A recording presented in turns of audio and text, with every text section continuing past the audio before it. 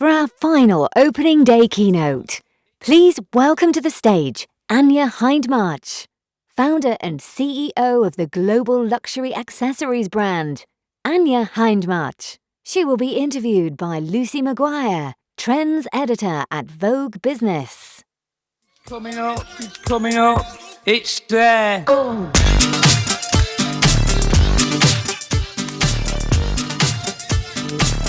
around the track. It's there. Good afternoon, everyone, and thank you so much for joining us. And Anya, thank you for joining me today for this interesting keynote session that we're about to have. I'm looking forward to it. It's lovely to be here. Thank you for having me. So, as the title of this session states, you are an industry pioneer. You launched your eponymous accessories brand in 1987, and in 2012 it became the first accessories brand to show at London Fashion Week. Now, some years later, you moved away from this model, this sort of traditional luxury marketing model. Do you want to talk me through the sort of evolution of the marketing and communication strategies of your brand? Yes, and the word strategy is a nice word, but I think it's been quite from the gut more than it's been a strategy. And we've got a few pictures we can share with you. I hope you can see them, so I can talk to those. So we started by doing very Fashion Week, quite big shows, actually. You can see the one previously was called Circus. The one we're looking at here is, again, another Fashion Week show, which were lovely creative moments. Big shows, they were full ready-to-wear accessories, and it was lovely to design in a way with the inspiration of the show and the product and a real sort of 360 sort of experience. There are some examples you can see. This is a lovely show called Vetter, which is all about the sort of the Norse and northern winter. The next show you might see. We clicked the next one. We moved away from shows. I'm just going to talk about shows for a second before we get to that slide. So my issue slightly with shows is that they didn't feel that inclusive. The concern was 20 minutes of a big effort. And it was really for industry only and for invited people. And whilst you had a very long tail, if you like, of the content being used for many years and being very widely distributed, it felt in some ways a little bit wasteful, such a huge build for such a short period of time. As a consequence, we actually moved to a different tack, which was really a much more sort of civic-minded project, something that was for the city. Because in a way, I think everyone loves London Fashion Week and felt it was quite fun. You'll see here an example of a project we did called the Chubby Cloud, which was, I think, the world's biggest beanbag, which we made. And it was inspired by a collection called this Chubby Collection, which is a lovely quilted collection. And these projects were really exciting because you realized the power of experience and the need for people to actually really feel included. The picture you can see now is a project called Chubby Hearts, which was, I think every line on my face is to do with this project, a very complicated project, which was 29 inflatable heart-shaped balloons, which was really a love letter to London, actually, during Fashion Week. And again, a very different way of actually engaging with our customers and with London. And it was a really exciting project that had a very sort of civic nature to it. And then we've worked on various different civic projects. And then this is actually a weave project. You can see we launched this collection of products which were all about weaving, which was really fun. But then I decided, I think that it would be nice to do something that's all year round, that's not for a short period of time. And we really looked at our own stores. And this is something we devised pre-COVID, but have really actually lent into. So you'll see here a picture of what we call our village, which is in Knightsbridge in Chelsea on Pont Street. And it's where I had my very, very first store. And we wanted to take all the stores around the little area, including a cafe, you'll see a little cafe here, to really, again, have that experience and to have the inclusivity and to bring our customers on a journey, but in this very sort of experiential world of retailing. So it comprises of a cafe with all the humor, if you like, of the product in all the sort of in the cakes and in the offer. But it also has various different shops. We have what we call a labelled shop, and this is what we call the village hall, which is the store that changes sort of every 6 weeks. You'll see it's in its guise of the fruit and veg shop. And we tend to design collections of product around the ideas in the village hall. So it's a very different way of looking at product, a very different way of looking at retail in many ways. Quite full on. This is a butcher. When we launched a dog range, we actually launched it with a butcher for dogs. But it's quite engaging and quite a nice way to interact with your customers. summer. This is the current incarnation, which is actually the garden centre, which again is all around a collection of lovely products for gardening and for picnics. And this is in fact the dry drinker, which was just a fun idea to engage people during dry January. And you get all these bolt-on communities. So for me, it's like having lots of little art galleries in a way. To play with, and it's a very different form of retailing, but it really definitely engages people, and it's very, very inclusive.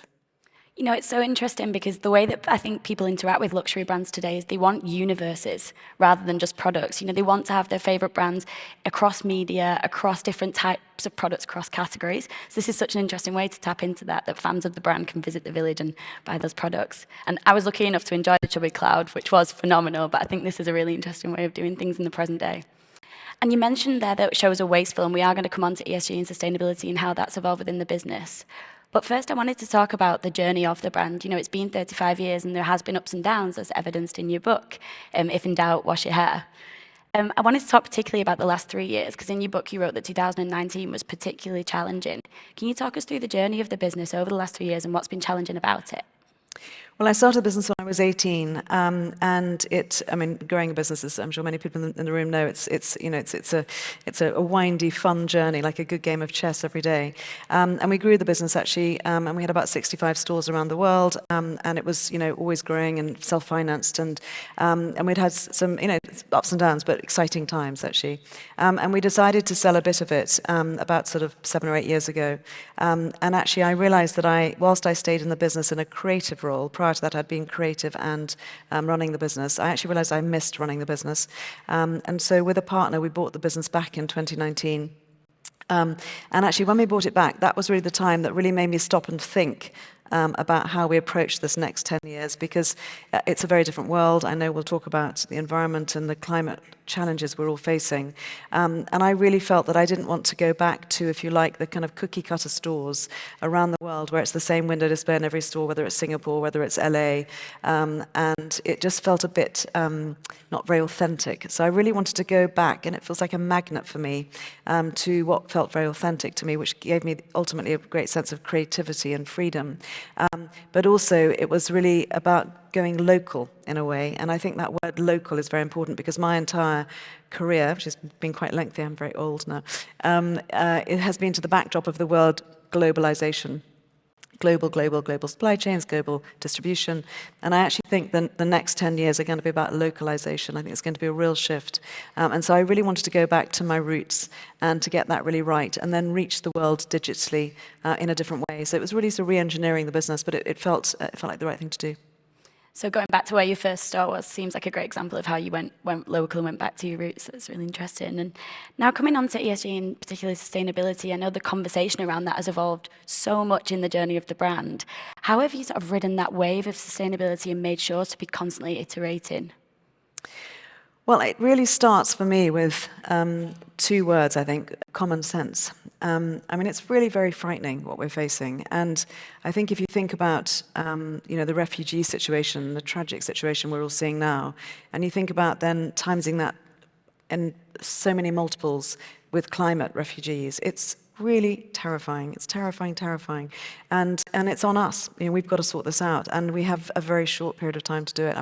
When you talk to the academics on this subject, they're sort of saying, unless we do something in the next 10 years, we've really got a problem that's irreversible. I sort of was always interested in the sense that, we're all feeling responsible, and yet was feeling quite hopeless. And what can you do as an individual? And in fact, we were approached by this company who sort of rather inspired the project you can see on your screen now, which is called I Am Not a Plastic Bag.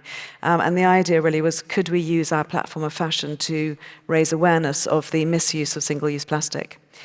So that project was amazing. I think 80,000 people queued in one day in the UK, to give you a sense of the craziness that it sort of brought about. And then we took it around the world, and 30 people went to hospital in Taiwan. Not proud of that, but it gives you a sense of the madness. But it made a difference. It really did make a difference to the consumption of plastic bags. And then all these years later, in 2020, we launched something called I Am a Plastic Bag, which is a different project. You can see it on your screen, which was really the same problem, the misuse of plastic and plastic endlessly going to landfill, but the fact that actually it's no longer about awareness, people are aware, but it's actually about what can we do, and what we need to do is to keep plastic in circulation. We need to keep using it and not putting it into landfill. So we devised what we think is a really beautiful, beautiful product, which took 2 years of development to make it really beautiful. So it's made from recycled PET bottles, but it's actually coated in the plastic that's normally between the glass in windscreens in cars that would have gone into landfill, to have this lovely coating on the outside of the canvas. And when we launched the project, we actually tried to connect people to the problem by filling the store with 90,000 used plastic. So we closed all of our stores during London Fashion Week in sort of part protest and, if you like, part art installation, and filled them with 90,000 used plastic bottles, which is the equivalent of 8 minutes of landfill. Because I think if you see it, you connect to the problem, and you start to then have the initiative, if you like, or the instinct to change your behaviour. So that was an amazing project, is an amazing project, one I'm very proud of. And that actually led to a further project, which is to take the problem back to the supermarkets. Because when we launched the very original project, we launched it not only with fashion stores, but actually with supermarkets. And so I wanted to go back to, if you like, the coalface of the problem. And this is a project called the Universal Bag, which we launched this year. And we launched it first of all with Sainsbury's, which is the top colour you can see. And then we launched with Waitrose, the bottom colour. And this is a bag that we sell for £10, which is completely recycled through the supermarket. So quite different from our normal type of fashion product and price point. But is really the best-in-class version of a reusable bag. So it is totally made from recycled materials. And what's exciting about it is that when you finish using it, and it's guaranteed for 10 years, which no other bag is, but when you finish using it, you can turn the bag into the pocket inside, and there's a free post and a stamp on the back, and you can post it into any letterbox, and we guarantee to make sure it's 100% recycled, which is not the case with anything else, really. It's down to the consumer normally to separate out the materials and to find a way to recycle. So it's really the next best stage of carrying your things around and keeping plastic out of landfills. So it's a project we're really proud of. But there's one further project that we launched, which is called Return to Nature, which you'll see on your screen now, which is inspired really by the fact that when I was doing all these projects around saving plastic for landfill, which is not what I started my career trying to do, but it's become a real passion project, an important project, I think, that someone said to me that when you think about nature, there is no waste in nature. So in nature, there's no need for landfill. So, if an apple falls from a tree, it actually biodegrades, it breaks down, it's eaten by flies, it sinks into the grass, and it nourishes the soil, it composts and feeds the next growth in the soil. And I really wanted to think, how could fashion work in the same way? So we designed this project called Return to Nature, which was essentially making a bag that would never end up in landfill. So it would biodegrade, it would compost in the same way the apple would, and it would result in soil that is healthier than soil that doesn't have the leather in it. And it's an amazing project, actually, to really think about how to design the end of life into the design of a product, and something that I think is really something we need to all be thinking about in a really big way right now. It's so interesting to see that evolution and how you've developed as the sustainability conversation has developed, and as we've gained more knowledge in the space, that you've managed to evolve the business every step of the way. Now, one challenge that I know brands face when they're trying to become more sustainable and meet ESG goals is this idea of profit versus purpose. Have there been difficult decisions you've had to make based on that binary? Well, I think it's the elephant that's in every room when you're making decisions, because on the one hand, you need to grow a business, you need to pay the bills, you need to employ the staff, and that's very important for the environment as well. I think that, in order for us to all put the environment at the top of our agendas, we need to be not worrying about the next meal. So we have to really balance, our objectives environmentally and our businesses. And I think it's really important that we're honest about the fact that no one will be perfect. I mean, it is impossible to be perfect unless you are literally sitting at home and growing your vegetables next to you and not going anywhere. So we have to be realistic about what can we do. And I think that the important thing is just to get going and do something, and not to criticize people who aren't perfect, because, as I said, no one is perfect. And so once you start that journey, and it might be looking at, in your own life, at getting plastic out of your bathroom, or it might be looking at how we can rethink our packaging in our business, or it might be thinking about, how we source more locally. Once you start, it becomes really addictive, actually. You start chipping off more and more problems. And I think for everyone, hopefully, who's signed a carbon neutral sort of pledge for 2030, which I know many of us have, to really work towards getting to carbon neutral, it will also mean an element of offsetting, because you can't grow a business and reduce your carbon. The two things don't work together. So ultimately, we will have to reduce our carbon as much as we can, and that's localization. It's, you know, it's how you move things around. It's sourcing. It's a million different aspects of everything that we do. But it's also how do you offset responsibly, because that's a whole world as well, which is kind of fraught with difficulty in some ways. So we're all trying to find our way through. I think the most important thing is just to start. Don't feel dazzled by it. Just think of common sense. That's really important, I think. And so we've talked about recycling and we've talked about biodegradable materials, but are there any other exciting innovations in the sustainable space that either you're looking into or you're using already? I think in some ways, there's so many exciting things, materials and ways of moving things and ways of farming, because ultimately everything that we buy and eat and wear is farmed. I mean, it all comes from soil, everything. Fashion comes from soil, and it's quite easy to forget that. You know, even leather is a fiber. But actually, my approach is actually less about invention. Of course, that is very, very important. But it's actually more about perhaps going back a little bit about, you know, when we used to buy things and refill them. We used to wash things up and reuse them. We used to mend things and wear them for longer. We used to, you know, it was kind of all those things we heard our grandparents say. And I think that, you know, if I look at leather, in a way, it's become very trendy to think of a new invention, of an alternative to leather.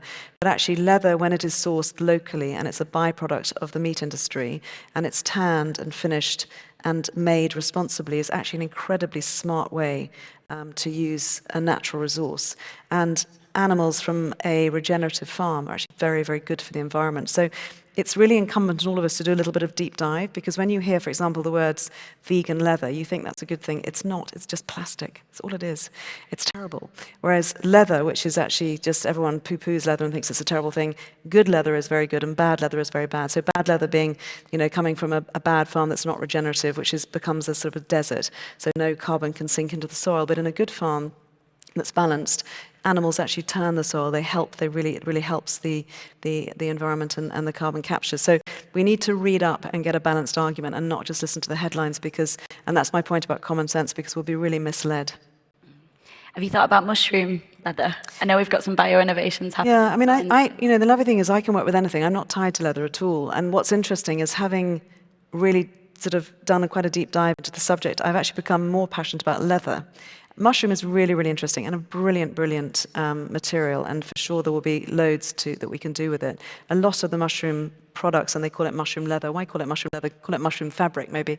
But often it can be coated in plastic to hold it together. That's not always the case, and there's some really good stuff that's happening. But we need to be careful not to just jump on the bandwagon, actually, of these things. But certainly they are really interesting, and it's worth exploring everything that we can to take the pressure off our planet and the soil. And we've talked a lot about communication today, but I think communicating sustainability is one of the main challenges, because there's so much greenwashing out there and customers are becoming wise to it. How do you make sure that you communicate your vision and your ambition without turning customers off and making them think that it's greenwashing? I think you have to be really honest, and I think it's really important to say what you're good at and what you're not good at. I think trying to pretend you're perfect, or even feeling that you need to be perfect, is just, we're all doing ourselves a disservice if we do that, because, as I said before, it's impossible. So just be honest, and I think tell your customers the story. You know, we were frustrated because we couldn't find a way to ship our goods without this much packaging, and it wasn't FSC cardboard, but we've managed to find a solution, and we found a cellulose tape and soy ink, and sort of, you know, just take them on the journey. People love the honesty, and I think that's really important. So don't greenwash. People can smell it. It doesn't do you any favors. Take people honestly on the journey of your improvements. Be honest about the things that you still need to improve, and open source and share and ask advice. I think that's the point. I think it's about eco, not ego these days. It's really about sharing. Yeah, I think nobody's looking for perfection, but it's being able to hold your hands up and say, maybe we made that mistake, but we're working on it and we're all on this journey together. And now, just before we finish off, if the people here today could take one lesson in sustainability and how to build a sustainable business, what lesson would you give to them? Apart from common sense? Yeah. Just start somewhere. Chip one thing off. I always think it's a bit like, and this is a bad analogy because I'm very bad at this, but it's a bit like if you start walking, you tend to then eat better. If you tend to eat better, then you might then go to the gym. If you go to the gym, it's sort of like this knock-on effect. So I think just start with one thing that you feel you can chip off quite easily, and you'll be amazed how satisfying it is actually, not only for you, but how incredibly rewarding it is for your business, and actually I think for your profit margins too. Wonderful. Well, that is all we have time for today, but thank you so much, Anya. It's been great to hear your insights. Very much indeed. Thank you, everyone, for joining us. Thanks.